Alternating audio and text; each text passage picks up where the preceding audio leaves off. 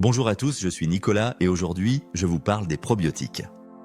Embarquez avec moi dans un voyage savoureux à la découverte des aliments les plus riches en probiotiques. Dans cette vidéo, nous comparerons, entre autres, la teneur en probiotiques de ces aliments avec ceux que l'on trouve dans les compléments alimentaires. Vous serez surpris.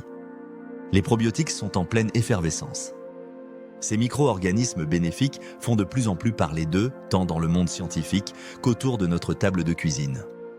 Ils sont non seulement essentiels pour une bonne digestion, mais ils renforcent également notre système immunitaire et se trouvent aussi bien dans une myriade d'aliments fermentés que sous forme de compléments. Nous avons étudié attentivement les recherches scientifiques pour vous offrir une explication claire du sujet. Commençons par définir ce que sont les probiotiques. Les probiotiques sont des micro-organismes vivants, généralement des bactéries ou des levures, qui, lorsqu'ils sont ingérés en quantité suffisante, ont des effets bénéfiques sur notre santé. Ils sont ajoutés à notre alimentation sous forme d'aliments fermentés ou de compléments alimentaires. Le terme probiotique est dérivé du grec et signifie « pour la vie ». Les probiotiques peuvent aider à équilibrer notre microbiote intestinal, soutenir les bactéries bénéfiques du microbiote, bénéficier à la digestion, soutenir le système immunitaire, aider à la production de certaines vitamines et même influencer notre humeur et notre comportement. Pour qu'un micro-organisme soit catégorisé comme probiotique, il doit y avoir des études qui prouvent ses bienfaits sur la santé. Néanmoins, il existe un grand nombre de micro-organismes qui n'ont pas encore été étudiés et qui pourraient également être bénéfiques. Ainsi, ils pourraient un jour être reconnus comme probiotiques. Autrement dit, le fait qu'un micro-organisme ne soit pas étiqueté comme probiotique ne signifie pas qu'il n'a pas de bénéfices santé. La recherche dans le domaine des probiotiques est en perpétuelle progression, avec l'étude régulière de nouvelles espèces et souches pour découvrir leurs effets potentiels sur la santé. Pourquoi les probiotiques sont-ils importants?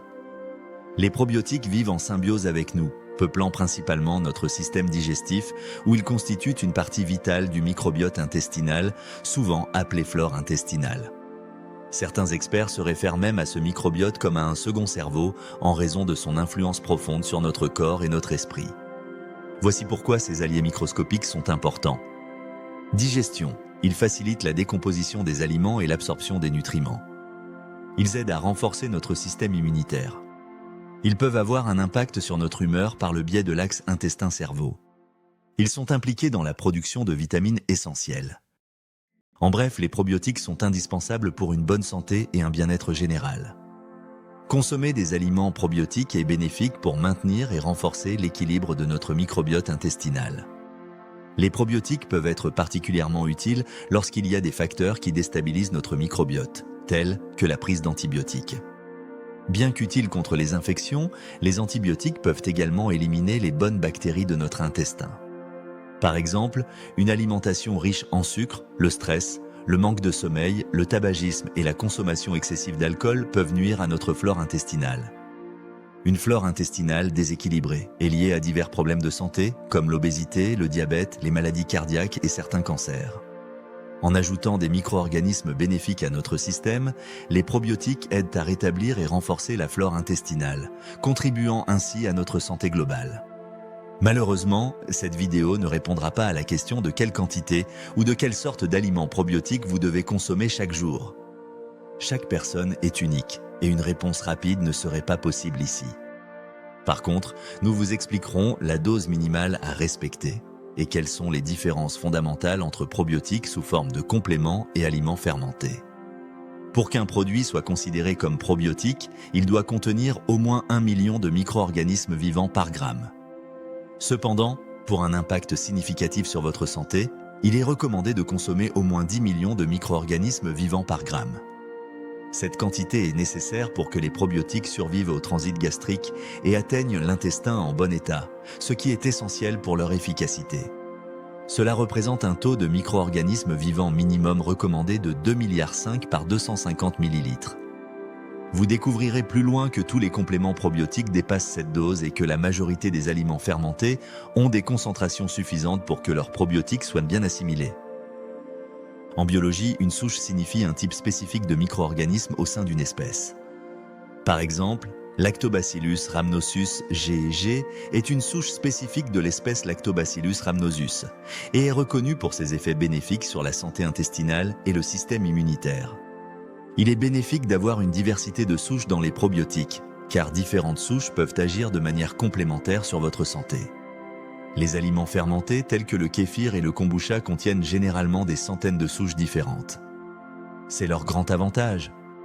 En revanche, les compléments alimentaires contiennent souvent moins de souches. Les compléments probiotiques permettent de choisir des souches spécifiques pour cibler des aspects particuliers de votre santé, comme l'absorption de vitamines si vous choisissez un complément contenant la souche Lactobacillus rhamnosus LR32. Les aliments fermentés naturellement ont une grande diversité de micro-organismes, mais il est impossible de garantir la présence d'une souche spécifique dans votre kéfir de lait, par exemple. En résumé, optez pour une quantité suffisante de micro-organismes et une diversité de souches pour garantir que les probiotiques survivent au transit gastrique et agissent efficacement sur votre santé. Les aliments fermentés naturellement sont une excellente source de diversité, tandis que les compléments peuvent être utilisés pour des souches spécifiques. L'art de la fermentation est une méthode infaillible pour créer des aliments riches en probiotiques naturels. En effet, cette technique invite des micro-organismes à une véritable fête où ils se nourrissent et se multiplient, rendant nos aliments plus digestes, plus nutritifs et plus riches en micro-organismes bénéfiques. La concentration de micro-organismes dans les aliments fermentés peut varier en fonction de divers facteurs tels que la durée de fermentation, les ingrédients utilisés et les conditions de stockage. Comme nous l'avons appris précédemment, une concentration de 2,5 milliards de micro-organismes dans 250 ml de liquide est suffisante pour avoir un impact positif sur notre santé. Donc, à l'exception du yaourt et du kéfir de lait fait à base de culture, tous les aliments cités peuvent survivre à la digestion et ainsi s'installer dans nos intestins. Kéfir de lait en grains. Le kéfir de lait, fabriqué à partir de grains de kéfir, contient une quantité impressionnante de micro-organismes atteignant jusqu'à 4000 milliards de cellules par 250 ml. Ce nombre élevé reflète l'incroyable diversité de souches bactériennes et de levures présentes dans ce produit fermenté. Ceci explique certainement les nombreux bienfaits santé du kéfir de lait. Il peut être considéré comme un des meilleurs probiotiques naturels. Découvrez le plaisir d'une boisson probiotique savoureuse et bénéfique pour votre santé grâce aux grains de kéfir de lait soigneusement cultivés et bio. Pour vous en procurer au plus vite, le lien est en description. Le soja fermenté ou natto, aliment traditionnel japonais à base de soja fermenté par la bactérie Bacillus subtili var natto, celui-ci contient jusqu'à 1000 milliards de cellules par portion de 250 ml.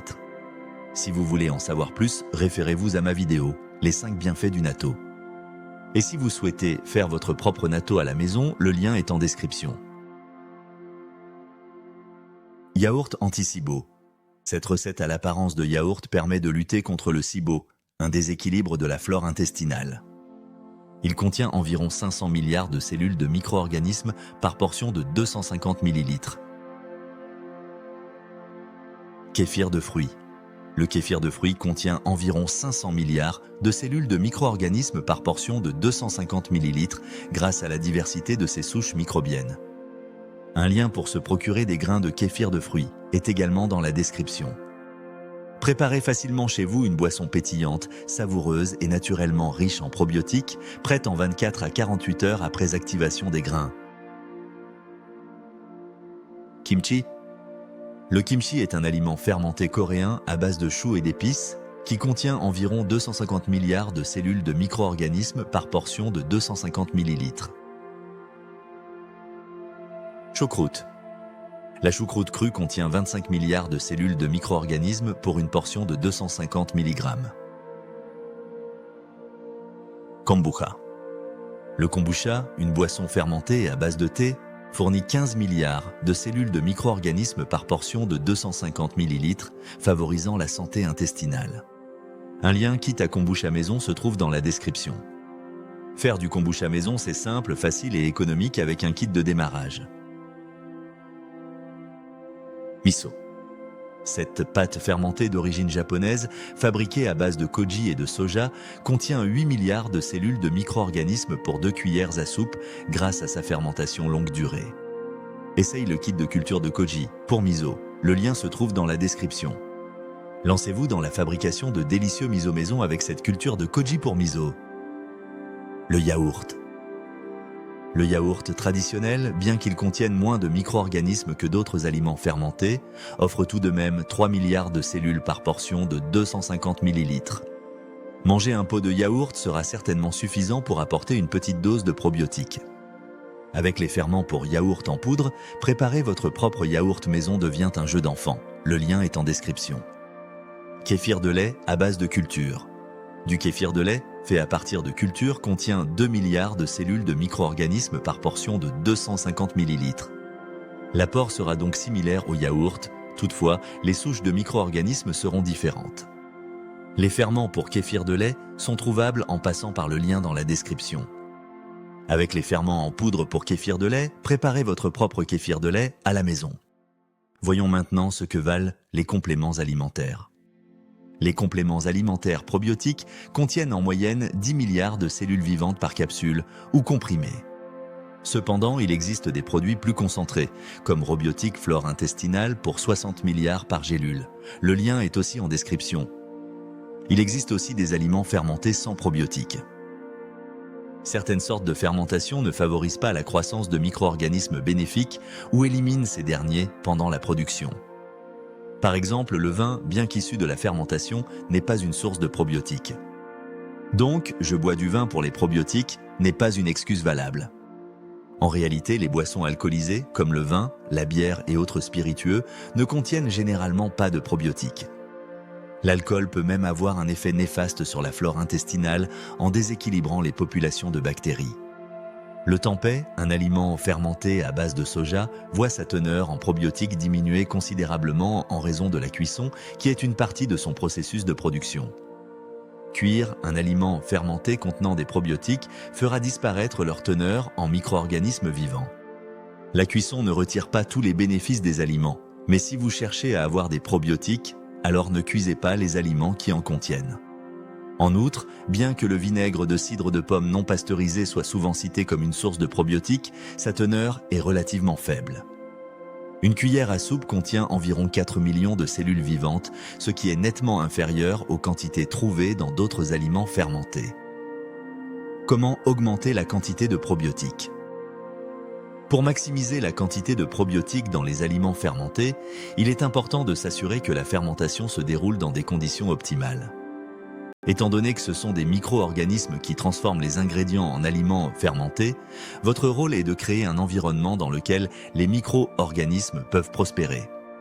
Les éléments clés à considérer incluent le contrôle de la température, l'utilisation de cultures de départ de bonne qualité lorsque c'est nécessaire et éventuellement l'ajout de nutriments tels que les prébiotiques.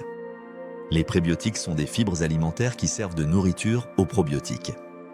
Des exemples de prébiotiques incluent l'inuline, un type de fructane dérivé principalement de plantes comme la chicorée, le gingembre, l'oignon et l'asperge, et les fructooligosaccharides plus connus sous les appellations de glucose et fructose. En ajoutant des prébiotiques aux fermentations, on peut encourager la croissance des bactéries probiotiques, car ces substances servent essentiellement de nourriture pour ces bactéries bénéfiques.